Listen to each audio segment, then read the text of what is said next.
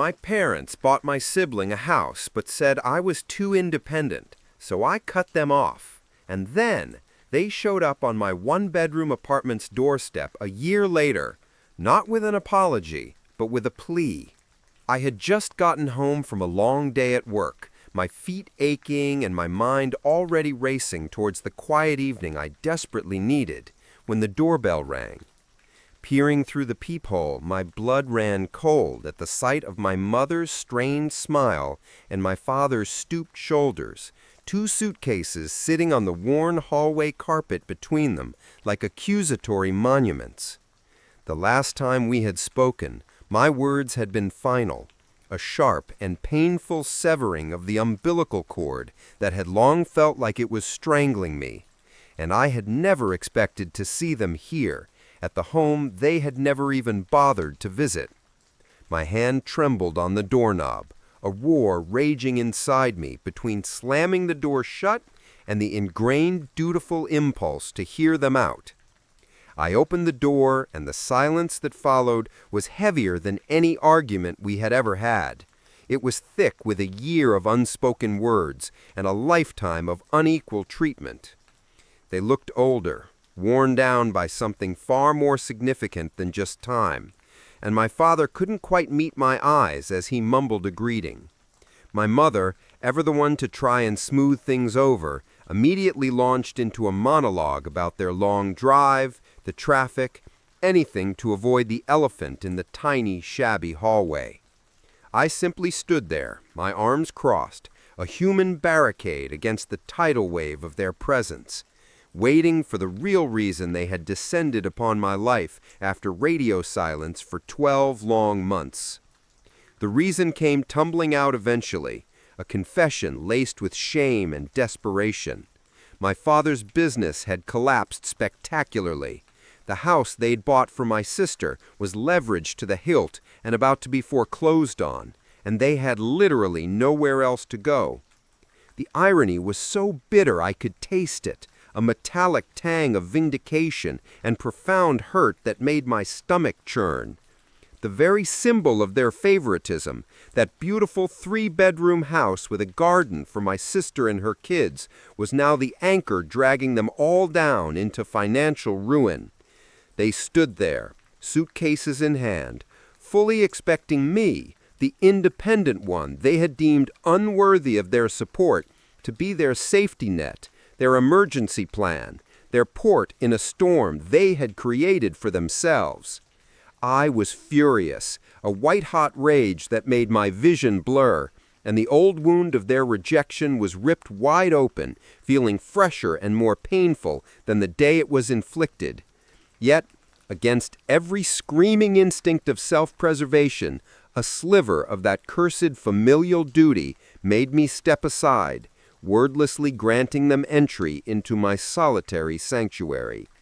My tiny apartment, once my proud haven of self-sufficiency, instantly transformed into a claustrophobic prison of their poor choices and my simmering resentment.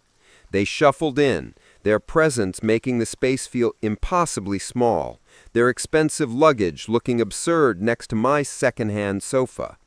I watched them take it all in, the single coffee mug in the drainer, the minimalist decor, the visible lack of anyone else's belongings, and I saw the flicker of pity in my mother's eyes, which only fueled my anger further. They tried to justify everything over cups of my cheap coffee, sitting stiffly on my couch as if they were uneasy guests in a stranger's home, which, in many ways, they were. My father explained, his voice hollow, that my sister's struggles as a young mother required more tangible support, while my successful career and comfortable life meant I simply didn't need their help in the same way. They completely missed the point, just as they always had. It was never about the money or the square footage, but the blatant, soul-crushing favoritism and the message that my stability was a punishment, not a virtue. I listened, my jaw clenched so tight it ached, as they listed all the reasons why my sister's life was harder than mine, as if love and support were finite resources that had to be rationed to the least capable child.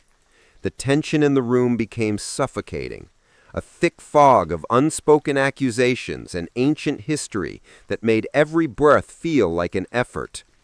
We moved around each other in a miserable, silent dance for days, the air humming with everything we weren't saying, with me working from my bedroom and them watching television on my couch at a low volume. A portrait of a fractured family pretending at normality. The breaking point felt inevitable, a storm gathering on the horizon, but I never could have predicted what would finally make the sky fall. The catalyst came when my mother, in a misguided attempt to be helpful and earn her keep, decided to reorganize my already tidy bedroom closet. I was on a work call in the living room when I heard the sharp, sudden gasp from my bedroom, a sound so full of shock that I immediately excused myself and rushed down the hall. I found her standing frozen, her hand clamped over her mouth, her eyes wide and fixed on the small, glossy photograph she held between her trembling fingers. It was the ultrasound photo I'd deliberately hidden beneath a stack of sweaters, the one that confirmed my own pregnancy, a secret I'd been guarding fiercely because I was both terrified and overjoyed in equal measure, and couldn't bear their judgment, or worse, their unsolicited advice. Her shock quickly dissolved into heaving, silent tears, and she looked from the image of her grandchild to me with an expression of utter devastation. In that raw, unguarded moment, she finally saw me not as the strong, invulnerable daughter who had everything figured out, but as a woman facing a monumental life change completely alone by the very design they had enforced. The carefully constructed wall of my independence, which they had always used as an excuse, now crumbled before her eyes, revealing the scared, lonely person I had been hiding all along. My father, drawn by the commotion, appeared in the doorway, his confusion turning to dawning comprehension as he looked from his weeping wife to the ultrasound photo in her hand and finally to my face, which was streaked with angry, relieved tears I could no longer hold back. The shame that washed over his features was palpable, a profound understanding that my independence wasn't a privilege they had granted me, but a shield they had forced me to build against their own neglect. He finally understood that their actions had consequences far deeper than just hurt feelings. They had isolated their daughter during one of the most vulnerable times of her life. That tiny black and white image was the dramatic twist that changed everything, irrevocably and forever shifting the dynamics of our broken relationship. The conversation that followed was the first truly honest one we had ever had, filled with tears, shouted regrets, and hesitant apologies that for the first time felt genuine instead of perfunctory. They didn't just need a place to stay anymore. They were faced with the monumental task of earning a place in my life and, more importantly, in their future grandchild's life.